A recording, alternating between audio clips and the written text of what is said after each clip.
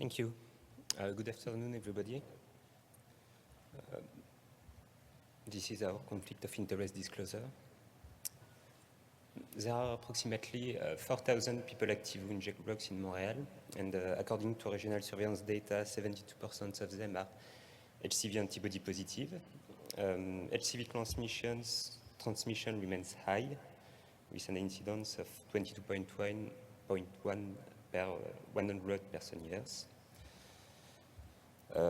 New direct-acting antivirals, highly effective, with an improved tolerability and shorter treatment durations are becoming available, making a treatment as prevention more attractive than with the previous PEG interferon ribavirin therapy. The effectiveness of this task strategy depends on the cascade of care. We need an effective testing, linkage to care, and treatment initiation rate to treat quickly after the infection, and a high adherence to treatment to reach a high SVR rate. Our objective was to estimate, in the context of the new DHAs and among people who inject drugs in Montreal, the impact of various cascade of care scenarios on HCV occurrence and HCV morbidity mortality. The scenarios varied in time to diagnosis, time to linkage to care and loss to follow-up rate, treatment initiation rate, and adherence to treatment level. We used a dynamic model that can be divided in three submodels. The first one is a network model for the potentially infectious contacts in the population. We attributed to each drug user a mean number of 12 injecting partners that can infect or be infected by the user until the cessation of drug injection. The second one is an individual-based model for HCV infection and cascade of care that I will detail in the following. And the last one is a classical natural history model for chronic hepatitis C. So this is our model for infection and cascade of care. In susceptible states, people can be infected according to their number of infectious injecting partners and progress to acute hepatitis C. We also took into account the higher risk of infection for new injectors compared with more experienced injectors. Acute hepatitis C can lead to either a spontaneous recovery or to undetected chronic hepatitis C. In chronic hep C, people are diagnosed after a mean duration of 2 years, and then they are linked to care after a mean duration of 1.7 years. Once linked to care, the loss to follow-up rate is 10% per year. We considered that the complications of cirrhosis are automatically linked to care. When linked to care, the treatment initiation rate is 5% per year, excluding the complications of cirrhosis. In the clinical trials, the SVR rate of the new DHAs is around 90%, but we consider a decrease of 10% to take into account the difference between real life and clinical trials. So this is the set of parameters we varied in the different scenarios. Scenario one was the reference scenario with the current cascade of care and the new DHAs. In scenario 2, we decreased the mean time to diagnosis to 6 months. In scenario 3, we decreased the time to linkage to care to 6 months and the loss to follow-up rate to 5% per year. In scenario 4, we considered that an improvement in the adherence to treatment could lead to a SVR rate similar to that of clinical trials, so 90%. In scenario 5, we increased the treatment initiation rate to 10% per year and to 20% per year in the scenario 6. And in scenario 7, we combined all the previous improvements. Our outcomes were, in terms of HCV occurrence, the prevalence and incidence after 10 years of simulation.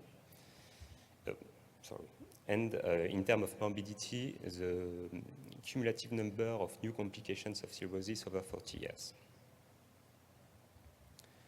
So you can see here for the reference scenario the box plots for the prevalence after 10 years, incidence after 10 years, and the number of cirrhosis complications avoided over 40 years compared with the reference scenario, which is 0 here. Improve the time to diagnosis led to similar results. Improved linkage to care led to similar prevalence and incidence, but to a moderate decrease in the number of complications. With an improvement of the adherence to treatment, it was the same thing.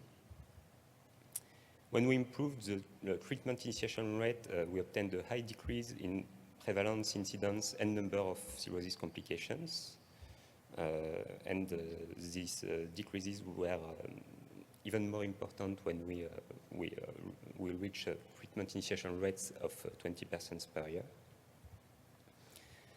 And when we combined all the previous scenarios, we can reach prevalence below 25%, an incidence below 5 per 100% yes, and we halved the number of complications of cirrhosis. We performed the univariate sensitivity analysis by varying the parameters value in their uncertainty intervals or using value from other settings. And we assessed the impact on the outcomes. The prevalence and incidence were mainly sensitive to the treatment initiation rate and the time to cessation of injection. The incidence was also sensitive to the infection rate per infected partner. And the number of cirrhosis complications was sensitive to the treatment initiation rate and the transition rate from moderate fibrosis to cirrhosis. We performed additional analysis on the 7 scenarios by varying the time to cessation of injection, which seems to highly impact our outcomes.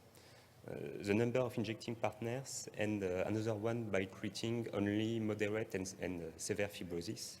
And the trends in our results remained unchanged.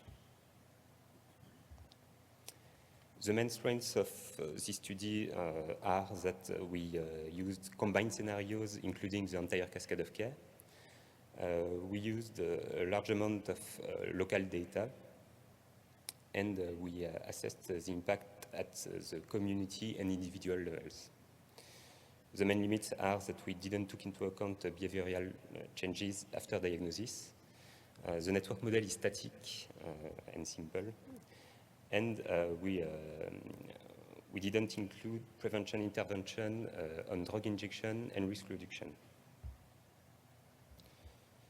So, in summary, we found that improvement in testing had almost no impact on HCV transmission and morbidity mortality.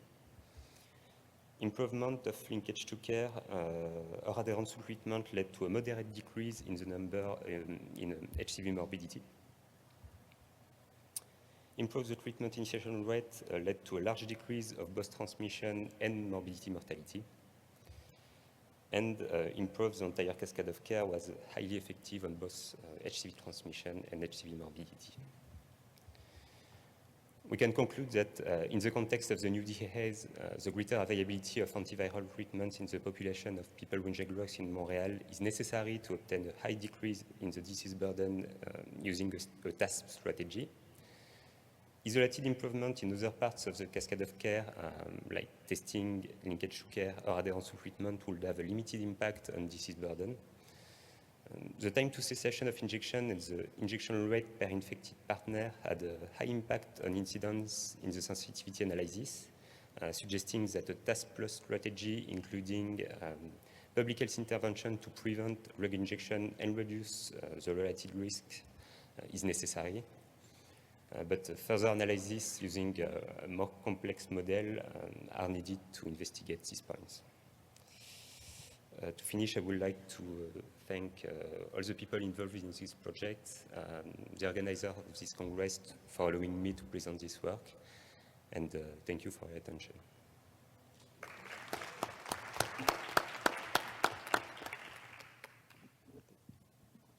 And we have time for a couple of questions.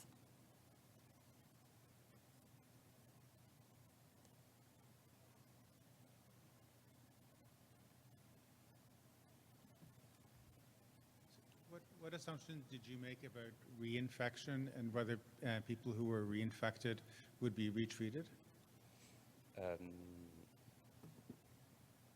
Yes, people reinfected can be drug users when reinfected can be treated again for their infection, their new infection. For the reinfection, I think you talk about the reinfection rate after SVR or after spontaneous recovery. Both. The reinfection rate after spontaneous recovery or SVR is so. In our model, we have an infectious rate per infected partners, and it remains the same after SVR or after a spontaneous recovery. But as we took into account the cessation of injection and the injecting partners can be treated during the time of the simulations, the reinfection rate is actually lower after SVR.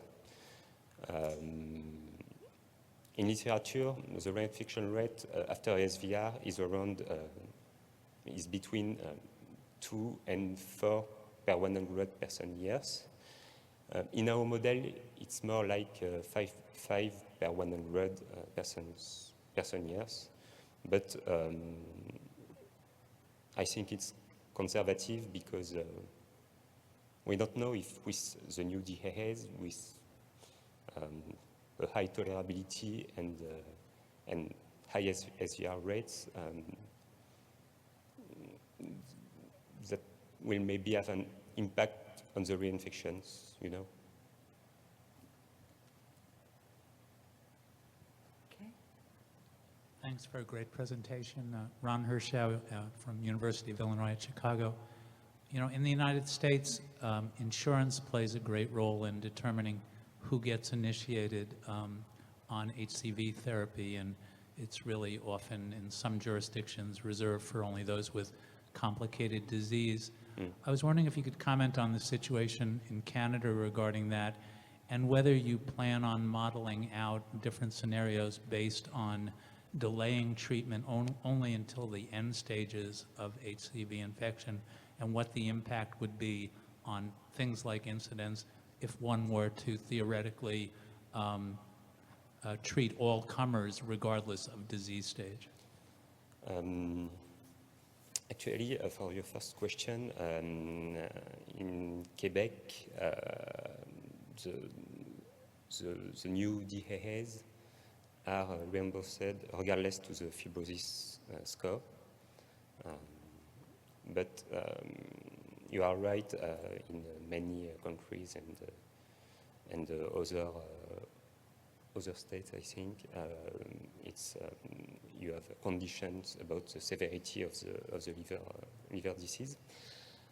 We didn't assess that in Montreal, but in a previous study using this kind of model, the same model actually, but with different assumptions in France, we have found that the